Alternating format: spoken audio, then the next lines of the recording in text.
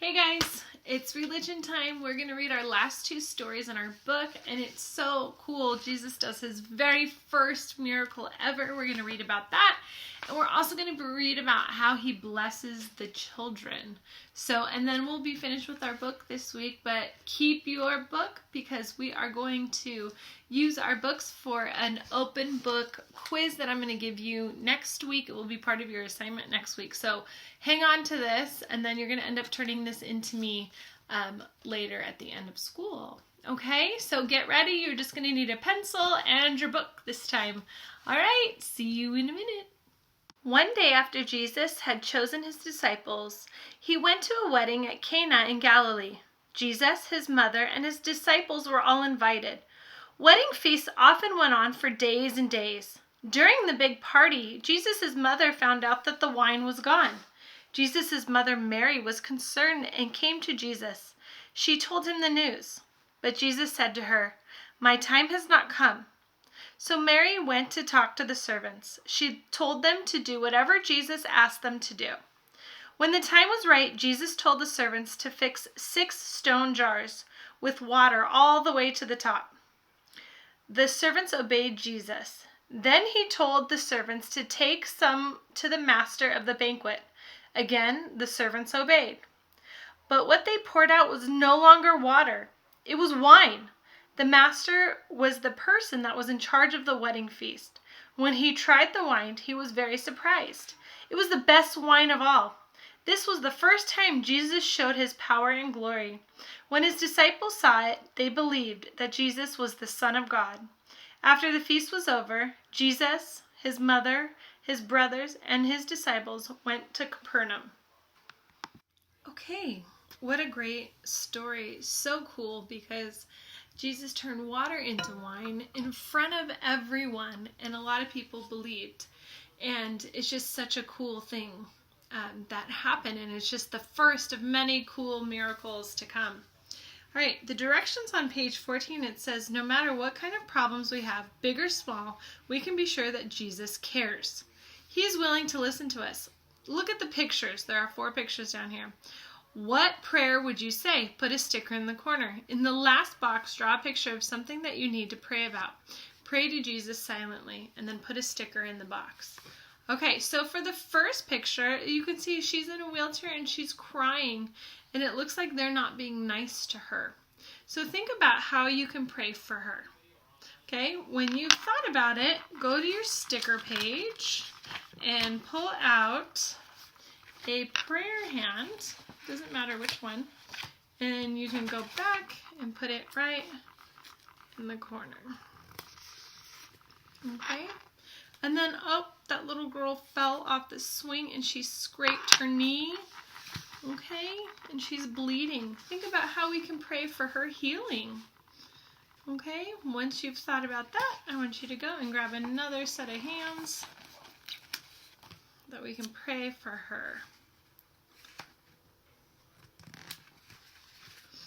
Okay, and this kid, his Grammy is sick. Okay, especially nowadays, there's a lot of this going on where people are sick and we need to pray for their fast healing. So think about how you can pray for his grandmother, and then you're going to grab the last 2 prayer hands. Okay, because what you're going to do here in this last box is think about something that you need prayer for. Okay, and you're going to draw a picture. You don't need to color it, but you're going to draw a picture of something that you feel that you need prayer for, whether it's patience at home or to help you do your work, or if you weren't being, let's say, nice to a brother or sister, we can pray for it, and then go ahead and say a prayer after you draw your picture, and then go ahead and put your sticker on. Go ahead and push pause until you're finished with that, and when you're finished with this, then you may go ahead and push play again for our next story. Okay, now we're going to read the story about how Jesus blessed the children. This is one of my favorite stories. So let's be on page 15 and follow along. It says, one day while Jesus was walking along, he stopped to teach a crowd of people. Parents were bringing their little children to see Jesus and have him touch them. The disciples saw the children. They thought Jesus was too busy for this, so they tried to send the children away. Jesus noticed what the disciples were doing. He told them to stop sending away the children. Jesus loved little children. He said to the disciples, "Let these little children come to me. Do not stop them, for God's kingdom belongs to children like these. Anyone who doesn't have faith like a child will not enter the kingdom of heaven." Jesus was talking about faith in him. After Jesus was done explaining this to the disciples, he held each child close, put his hands on them, and said a blessing. Then the children and their parents went on their way. Jesus also continued on his way, teaching people who had questions for him. So one of my favorite things that I've ever heard in the Bible was to have faith like a child. And if you've heard it, it's called childlike faith. And it's such an inspiration because children, just like your sizes and your ages, you guys have big faith that you can share with others. And it's so important that even God tells us in that story to have faith like a child. So that's so cool. You guys are young, but you guys can tell a lot of people about Jesus. All right, let's turn to page 16. It says, read each sentence and decide if the words are true or false. Then add the stickers. Use a green light to show that a sentence is true and a red light to show that a sentence is false. Okay, so that means we're just going to use stickers for these. So let's start reading. I can keep all of God's rules, never sin, and earn God's love. Is that true or false? Well, I'll tell you right now, that is a red light. False. Because never sin, that is not true. So we're going to look for these. Let's see. Gotta put it under the camera. There we go. These lights right here that shine are the red ones. So just pick one of the red ones.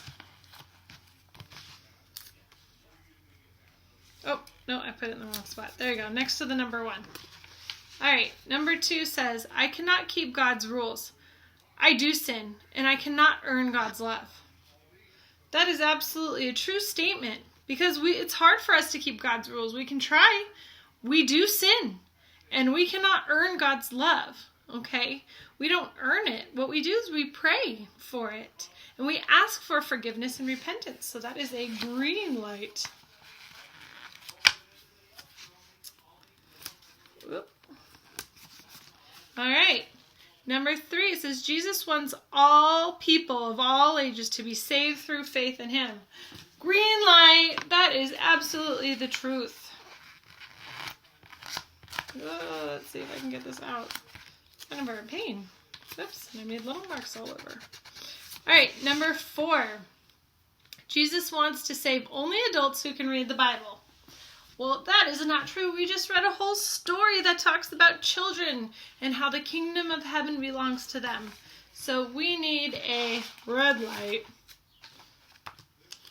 And number 6, I can tell others about the love and kindness of Jesus. Absolutely true. We just got done talking about that. Yes, you can. You guys are children, but you guys can tell a lot of people about God's love.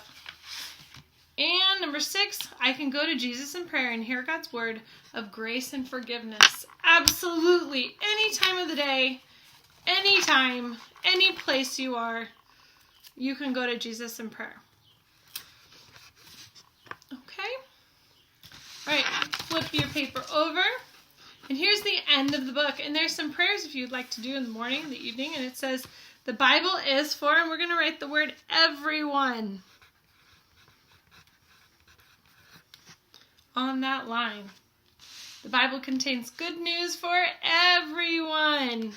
We pray that everyone will believe the Bible and live by it. Okay? Good job. Remember, hang on to this. Next week you're going to have an assessment that you can use your book for. All right, if you have any questions, let me know.